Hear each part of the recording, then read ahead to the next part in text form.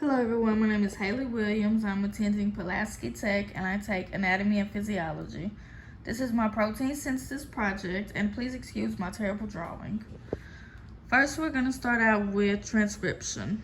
There are three main steps to protein synthesis. We're going to start out with transcription, which is the process by which a specific gene is copied onto a complementary strand of mRNA during protein synthesis. And transcription starts right in this area. There are three steps to transcription. The first one being initiation. Initiation starts when proteins called transcription factors bind to a DNA segment near the gene called the promoter. And this right here is going to be the strand, the DNA segment. Then we have elongation. And elongation is RNA polymerase builds a complementary mRNA transcript with free nucleotides. And this would be elongation, this right here. Then we have termination. Termination is transcription ends when the end of the gene is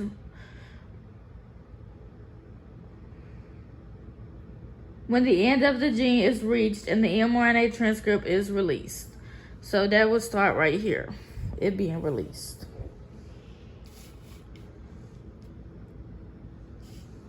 On to the second step, we have translation. Translation is the process by which mRNA transcript is read by a ribosome and an amino acid string is synthesized. This right here would be translation.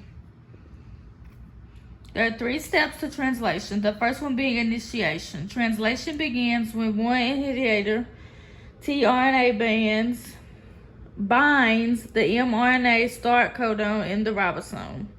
So that would start over here.